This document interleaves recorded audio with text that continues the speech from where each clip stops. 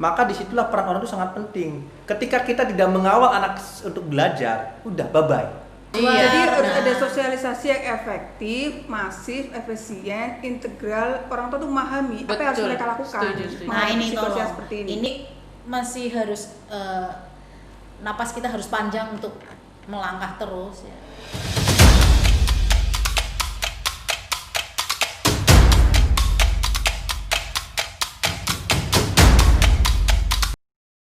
Assalamualaikum warahmatullahi wabarakatuh. Dengan Vika Nur Aini Rusmitaningsih di sini yang akan menemani teman-teman saya untuk saling bercerita tentang PJJ di masa pandemi. Assalamualaikum teman-teman. Waalaikumsalam warahmatullahi wabarakatuh. Gimana PJJ pembelajaran daring? Masih semangat? Apa udah bosan nih? Ini jujur atau gimana? Jujur dong, harus jujur. Jujur, kalau saya pengen ketemu. Oh, pengen itu. Pengen ketemu sama anak karena Ngapain? Apa ya? Kedekatan. Iya. Saya menemukan kedekatan dengan anak. Anak pelayan tahu sendiri seperti apa karakternya. Ya, maka saya tuh ngajar di kelas 1 paling senang karena apa? Karena bisa membangun kedekatan. Dengan apa? Dengan akrab. Ya, jadi sangat rindu dengan hal seperti itu. Ya. Itu yang dirindukan di PJJ sekarang. Bu Sri, bosen apa enak kayak gini aja, Bu? Ada enaknya tapi juga banyak bosannya. Ya jelas ya. Mulai dari bel masuk saja sudah sangat kami rindukan. Apalagi aroma kelas, aroma anak-anak pagi-pagi kan selalu wangi loh, tidak selalu wangi. Ada yang mungkin masih apok. Belum lagi kita menyapa pagi ini, komitmennya dan apa yang harus ya pulang nanti dari sekolah kita ingatkan. Itu antara lain. Tapi mungkin Bu Rini masih ada lagi yang lain. Enak kayak gimana, Bu? Kalau Enak. saya menikmati terus terang aja. Oh, enak. Maksudnya gini, ini memang situasi yang nggak bisa kita hindari. Rindu ya pasti rindu mereka ya, rindu anak-anak, rindu suasana kantor, rindu teman-teman sejawat, rindu. Tapi lebih kepada ini sesuatu yang baru, yang saya sendiri belum bisa keluar dari.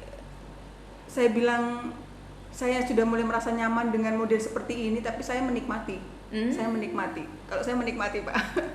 Ada satu bait puisi yang bisa menggambarkan Bu kerinduan Bu Sri Widadi terhadap anak-anak. Celotehnya adalah pesan semesta. Wah. Walaupun berisik ya, Bu. Berisik nggak, Bu? Jelas. Tapi kadang-kadang ada loh di sudut ruangan yang kita tangkap ya, anak-anak itu begitu jujur memandang kehidupan. Tapi ada lagi yang celetukannya kadang-kadang membuat tensi, Emosi jiwa. tetapi itulah dinamika. Terus bagaimana nih, apa yang sudah dilakukan sejauh ini supaya kita bisa jitak anak? Artinya jitak anak di sini mungkin untuk ngajak disiplin kali ya, atau bagaimana caranya untuk ayolah ini sama dengan sekolah kok gitu. Bagaimana Pak Sulaiman? Ketika bicara tentang PJJ maka ini kan metode baru dalam pengajaran ya, di mana transfer ilmu dan kalau ilmu kan ditransfer, tapi keteladanan sikap itu tidak bisa dilihat secara langsung. Maka ini mungkin harus ada formulasinya itu bagaimana anak ditanamkan karakter dengan jarak jauh ya. Mungkin saya ada sedikit contoh ketika anak kemudian menanyakan sesuatu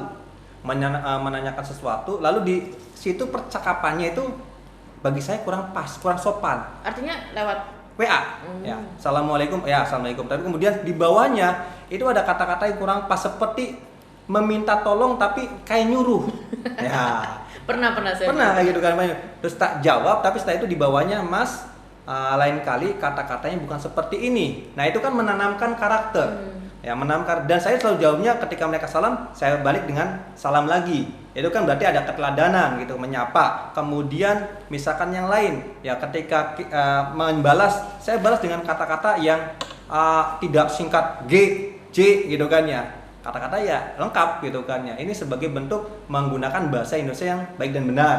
Itu bisa ditanamkan lewat seperti itu, walaupun efeknya tidak secara langsung. Nah, permasalahannya begini, anak-anak kan tidak mengenal kita, tidak mengerti karakter kita, tidak mengetahui bagaimana kita sebagai contoh yang nyata real dalam kehidupan mereka. Lalu terus caranya untuk supaya anak tahu dan kenal kita bagaimana ya Bu Sri atau Bu Rini? Ya begini Bu, untuk kelas 10 memang ini PR kita bersama. Untuk kelas 11 dan kelas 12 anak-anak kenal kok kita. Kita mudah dikenali dengan kondisi kita yang seperti ini, wajah maupun karakternya. Nah untuk yang kelas 10 itu paling tidak Bu, pada aplikasi yang kita pakai itu ada perkenalan awal, bisa gambar, suara, dan jangan lupa siswa itu ya, memiliki catatan tertentu, guru-guru tertentu ya, dia akan tahu karakter guru-guru. Kalau Bu Sri sendiri perkenalannya lewat apa Bu? Apa seperti ini bikin vlog, hai guys saya Bu Sri kayak gitu atau bagaimana? Ada suara, ada terus suara. Tulisan ada, Foto gitu? ya foto ada, terus dia juga sudah mulai mengenal ya karakter tiap-tiap guru, minimal saya GR atau apa dia mulai mengenal saya.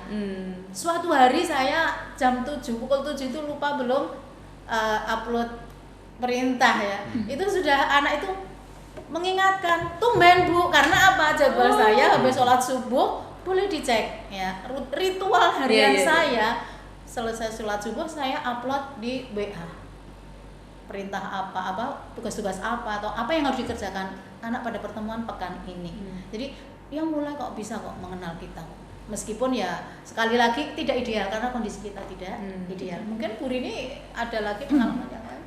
Kalau saya pribadi ya Bu, contohnya ke wali siswa saya, kebetulan saya wali kelas 10, kelas yang baru yang mereka benar kata Bu Vika bilang sama sekali nggak kenal guru. Ujung tombak yang paling mendekati adalah ke wali kelas sebetulnya Bu. Kalau wali kelas tidak bisa menggiring anak untuk saya terus terang aja ke kelas saya, misalnya kelas 10 TKR 1 ini ya Bu. Di awal masuk saya pakainya voice note ya ke WA group, kan itu saya yakin lebih efektif. Memang saya pakai bahasa gaul terus terang aja ini. Masa Pak halo guys, Halo guys juga. Akhirnya mereka juga kalau saya bilang assalamualaikum anak-anak, sampai gini, tumben Bu, guysnya mana? Kayaknya bisa begitu gitu loh. Saya selalu pakai bahasa assalamualaikum guys, jangan lupa perkenalkan saya Budia Posori ini. Kemudian saya tunjukkan kita punya guru 15 mapel.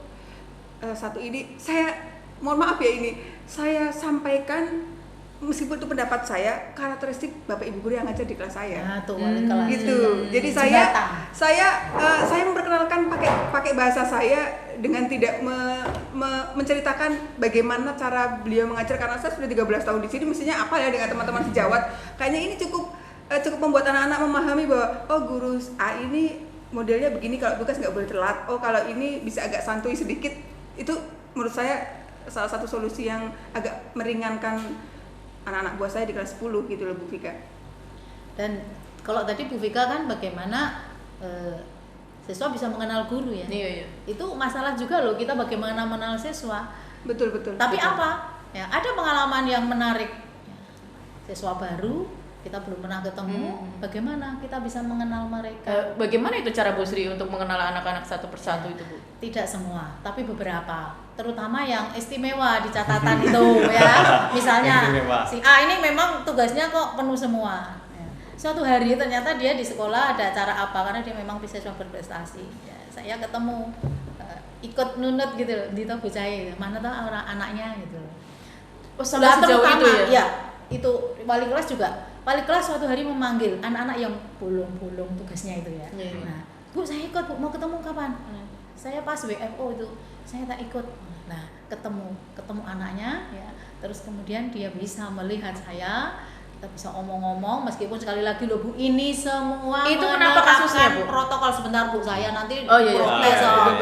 Protokol kesehatan tetap, anak-anak mendekat, ayo jaga jarak, kita pakai masker yang benar gitu. Bagaimana tadi Bu? Awalnya kenapa itu masalahnya? Masalahnya biasalah, Nggak pernah ngerjain tugas. Ya ini bolong-bolong yang tadi saya katakan ya. Tugas 1, kegiatan 2, ini bolong-bolong lah wali kelas punya data sekian guru anak ini begini. Nah, kemudian dipanggil seizin pimpinan dengan protokol ketat, Betul. tidak banyak. Nah, saya tahu, saya ikut. Ya. Saya ikut, Bu. Lumayan, Bu, mengenal anak seperti itu. Ya. Mungkin ini wali kelas seperti Karena Bu Dini, pada prinsipnya memang seperti ini ya. Kalau betul-betul 100% online agak susah. Berat. Karena apapun pembelajaran itu kan cakupannya luas ya, Bu. Satu, transfer ilmu, kedua yang tadi Bu Vika sampaikan, ada pembelajaran role karakter model, yang ada contoh, yang nggak ada bisa kita teladan, tinggalkan nah. gitu. Jadi kalau seperti yang Bu Sri bilang tadi, ketika ada yang bermasalah seperti ini, memang tetap harus ada pemanggilan siswa meskipun jumlahnya kita atur betul, agar dibatasi betul, agar mereka datang itu tidak langsung grup langsung banyak, tapi kita panggil one by one, kita tanyakan apa kesulitannya, karena menanyakan kendala, karena ini maaf Bu Vika, menanyakan kendala by Japri Pak dengan WA telepon ini, itu dia bisa abu-abu ini. Tapi begitu ketemu langsung lain. kayaknya mau bohong itu jadi dia akhirnya nggak jadi bohong gitu. Jadi memang tetap harus ada pertemuan ya Bu, yang harus tetap dijalankan meskipun ya tadi dengan protokol kesehatan yang ketat. Artinya gini, banyak hal yang harus kita rubah dong ya, dari sebelum persiapan kita mengajar, apa saja yang kita siapkan, kemudian pada saat pelaksanaannya, kemudian pada saat sesudah kita memberi tugas, kemudian pada saat kita menemukan temuan, pada saat kita memberikan tugas itu, keputusan apa yang harus kita ambil. Artinya beda banget dengan kita ngajar biasa dong.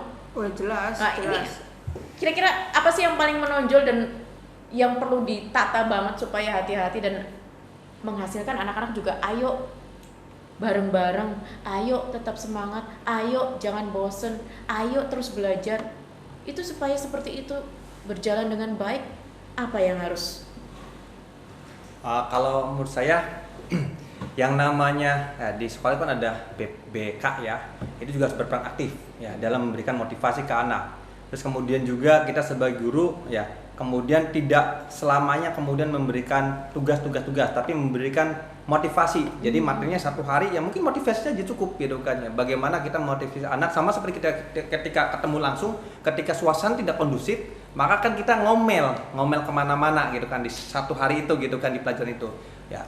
Maka di PJJ pun seharusnya kita buat ya, sisipkan konten-konten yang tidak begitu membosankan ya. Oh misalkan mungkin tentang wawasan karakter misalkan ya, itu bisa disisipkan ya. Karena apa?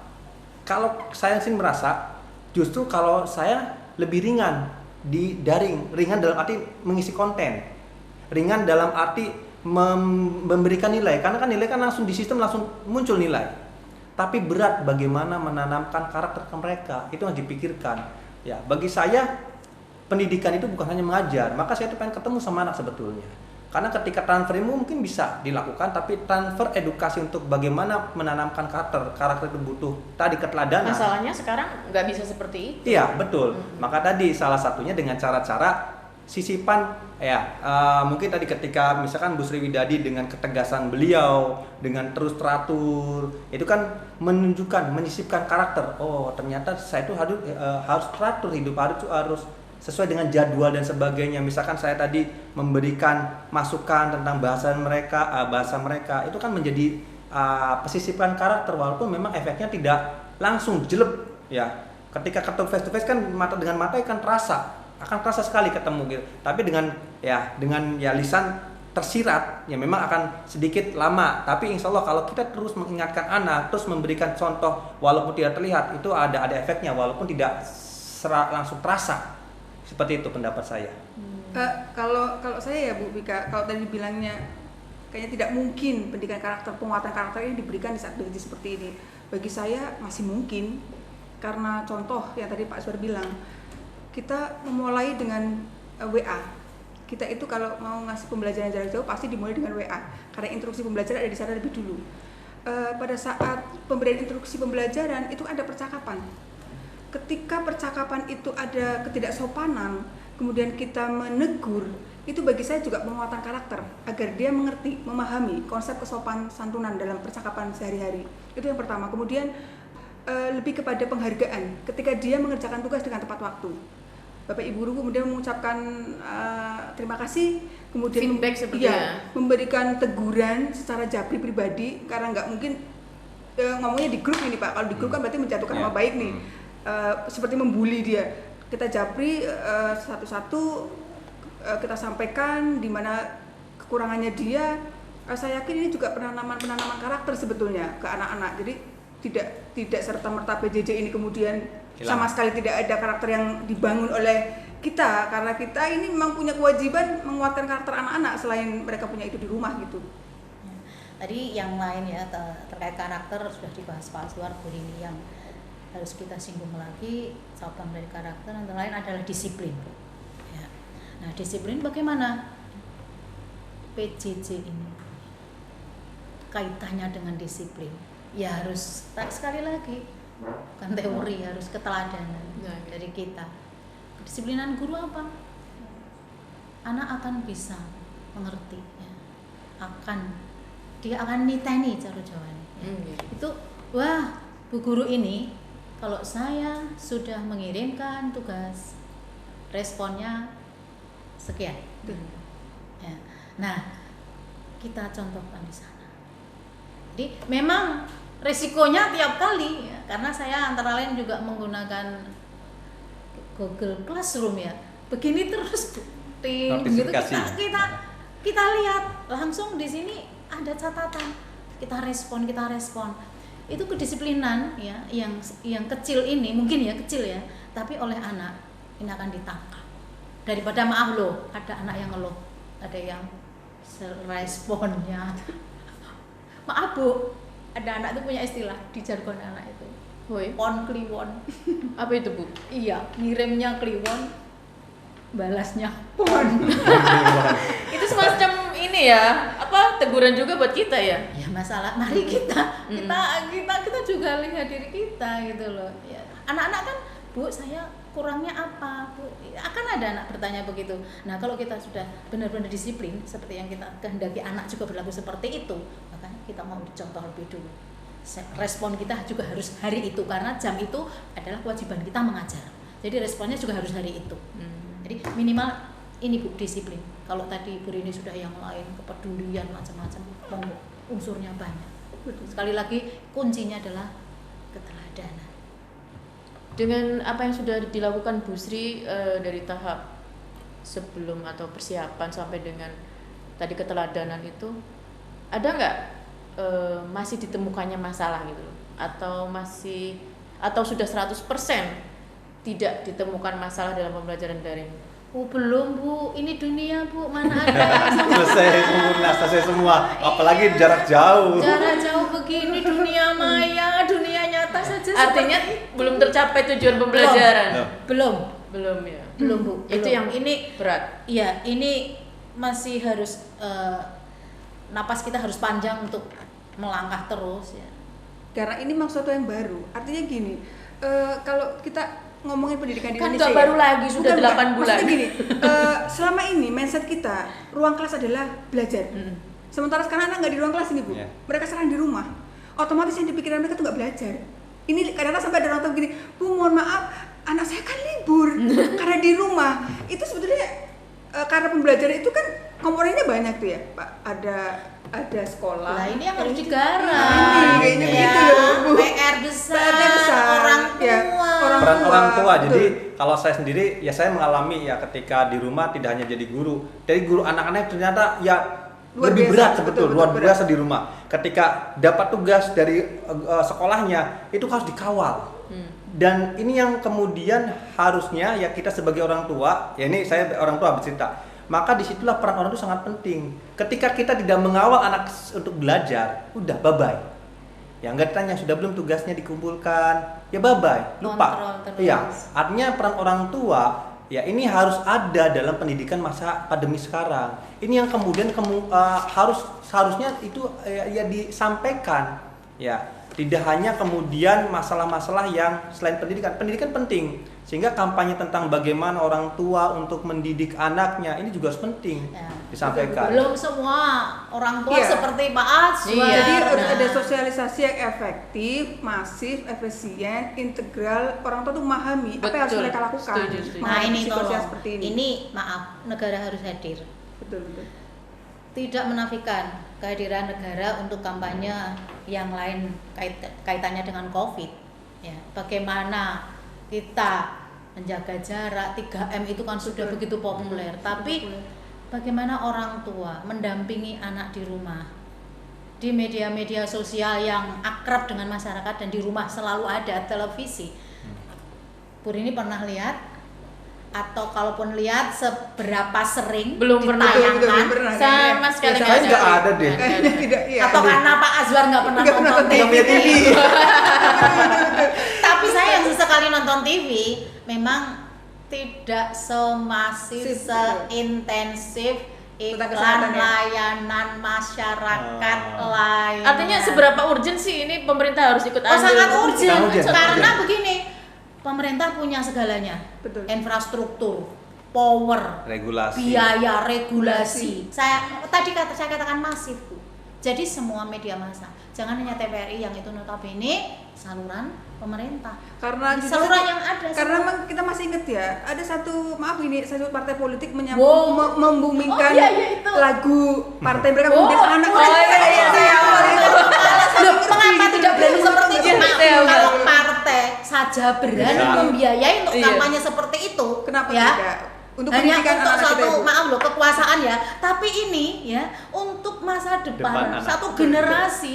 Monggo pemerintah harusnya lebih berani dari yang dikatakan. Kira-kira kalau mau ada iklan masyarakat seperti itu, jargonnya apa nih, Bu? Wah, itu udah banyak itu orang-orang pinter di sana. Gunakan itu public figure yang sangat akrab Artis dengan, itu ya? dengan masyarakat.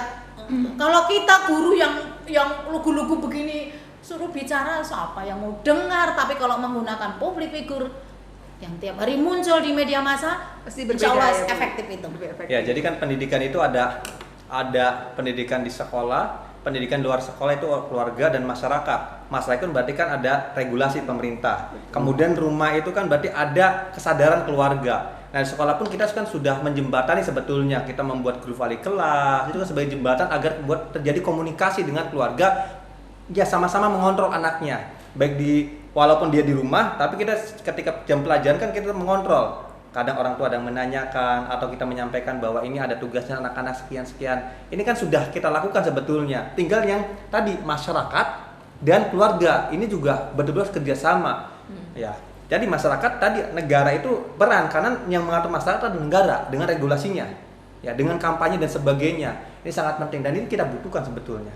Betul, Pendidikan seperti itu. karena Bapak Ibu guru, saya yakin para kita pelaku pendidikan ya, praktisi pendidikan kita ini contohnya guru, kita sudah berusaha sekuat tenaga untuk membuat media pembelajaran yang bisa dipahami oleh anak-anak meskipun hasilnya tetap belum bisa 100%, tapi setidaknya kita ini betul-betul butuh backup yang luar biasa, Bu.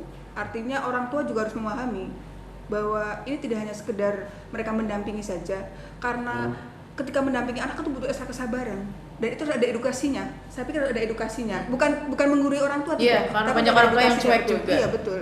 Karena contohnya ke sekolah kita nih, Bu, sekolah menengah kejuruan. Nah, itu Nah, ya. iya. Mumpung disinggung sekolah menengah kejuruan yang berkaitan erat dengan praktek, sedangkan kita harus semuanya online. Pesen makan online sekarang. Guru praktek nih, Bu. Pendidikan ngajar juga online. Ya kayak Oke, saya lah. guru PJOK juga online. Oh, iya, betul. Renang online nggak bisa juga karena ini sekarang pelayaran berlayar online juga, Pak. Ya, belajar online mungkin main game ya. Jadi gini, memang yang namanya SMK itu kan praktek dan memang mau tidak mau ya memang harus ada praktek. Cuma masalahnya tadi ketika regulasinya melarang kita untuk tatap muka gitu kan ya, maka kita harus mikir otak. Memikirkan bagaimana caranya ya ilmu praktek tersalurkan. Ilmu praktek tersalurkan yaitu apa? Ya mungkin misalkan contoh ya kita membuat konten video melakukan pembersihan filter bahan bakar, cara buka walaupun di rumah nggak ada, ya oke nggak ada, tapi itu ada anak bisa menonton, lalu kemudian menonton itu kemudian dia bisa praktekkan suatu saat walaupun memang ilmunya tidak semantap ketika dia langsung praktek. Artinya ada transfer knowledge, ada transfer ilmu dari video ilustrasi tadi, kemudian anak kemudian bisa melihat, oh iya seperti ini, walaupun belum mencoba untuk membuka seperti apa, begitu kerasnya gitu kan ya, setidaknya ada transfer. Nah ini yang memang tidak bisa diwakilkan, cuma ya tidak berarti kemudian kita menyerah begitu saja dengan kondisi keadaan ya. Tapi gini Pak, Ya. misalnya, ya Bu nyerah. Iya. Pak Oscar tadi sudah membuat program pembelajaran dengan seperti itu ya. Kalau bagaimana ditindaklanjuti, tapi memang ini minta izin kepada pimpinan, bolehkah dengan skala sangat terbatas ya, anak itu kita ajak praktek. Sekali lagi tetap menerapkan protokol ketat. Betul. Karena apa Pak? Nyatanya tadi di depan dikatakan jenengan rindu. Anak-anak juga ingin ke sekolah. Sedikit berapa usul Pak, bareng-bareng Pak, guru-guru kejuruan ya membuat semacam usulan, kan kuat kalau bersama ya. Karena siapa tahu didengar Pak. Skill itu nggak bisa cuman kita bayangkan, skill itu perlu dilatih. Betul. Saya pernah Bu Vika mendampingi anak prakerin waktu itu di industri cukup besar. Saya bertemu dengan pendamping prakerin mereka, kemudian yang disampaikan oleh industri adalah, Bu, kelemahan anak-anak SMK itu adalah industri sudah berjalan 10 langkah ke depan, tapi sekolah masih ada di step nomor 1. Jadi ini bisa nggak nyambung. Nah, ini memang cukup. Artinya ini bahaya banget ya? Iya, jadi kalau saya lihat, kita yang biasanya tatap muka saja, setiap hari ketemu, memberi praktek ke anak-anak, industri masih tidak bisa menerima mereka dengan cukup baik. Kalau ini tidak terus seperti ini, jangan-jangan nanti malah nggak dipakai sama industri karena terus terang. Masalah yang Bu Rini sampaikan itu sebetulnya ada loh sebetulnya perangkatnya ya, ada loh solusinya. Apa itu? Selama ini kan ada yang namanya link and match. Itu kan sebetulnya artinya sudah kurikulum kita belum match sama industri dong. Nah, sebetulnya ada loh itu yang namanya menyamakan kurikulum kita dengan industri. Ditambah PJJ sekarang ini tambah ruwet lagi kan. Semakin tertinggal kita. Rekor PISA saja waktu pertemuan sebelum PJJ aja kita rekor ke 74 dari 76 negara. Nah gimana dengan PJJ sekarang? Kalau itu toh seluruh dunia Bu, PJJ ini ya. Tapi begini Bu Vika, saya pernah membaca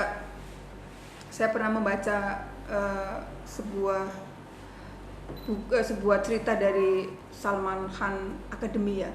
Jadi dia salah satu startup di pendidikan. Dia itu sudah membuat 6.500 video pembelajaran dan itu menjadi referensi belajar dari elementary school sampai senior high school di Amerika. Artinya sebetulnya ya kita membutuhkan tatap muka Pak, tapi seandainya ini benar-benar nggak bisa dilaksanakan, nggak bisa dilakukan karena pertimbangan satu dan hal yang begitu urgent dibanding ini, maka sebetulnya memang bagaimana guru itu bisa membuat pembelajaran itu menjadi lebih efektif. Sekeren-kerennya video pembelajaran, sebanyak-banyaknya video pembelajaran, tapi kalau nggak praktek, nggak kelatihan, skill itu tidak akan terbangun. Bagaimana bisa saya memberi video pembelajaran renang hanya dengan anak membaca saja, melihat, mengamati. Padahal renang itu harus ada latihan bertahan, latihan bernafas, latihan mengapung. Sebentar Bu, itu teori semua ya. Nah, gitu. Ingat, anak berenang itu untuk situasi darurat ya, mungkin tidak perlu terlalu banyak teori. Ingat, yang penting kita bisa bertahan hidup, life skill. Ingat, kita dulu pernah punya itu. Nah, ingat itu. Pak Islam ya. Ya. Life skill. Yo, bagaimana? Ini life skill ini kita bahas Materi berikutnya, Pak. panjang lebar itu. Next. Karena kalau sekarang kita habis waktunya. Kita setuju. Sepakat. Bagaimana kita akan Berikutnya. bahas berikutnya. Ya. Oke, kita berikutnya, berikutnya. pendidikan seri kedua. Berikutnya. Demikian tadi cerita masa pandemi dari kita tim SMK Negeri 3 Tegal. Jangan lupa 3M. Pakai masker, mencuci tangan, dan menjaga jarak. Wassalamualaikum warahmatullahi wabarakatuh. Waalaikumsalam warahmatullahi wabarakatuh.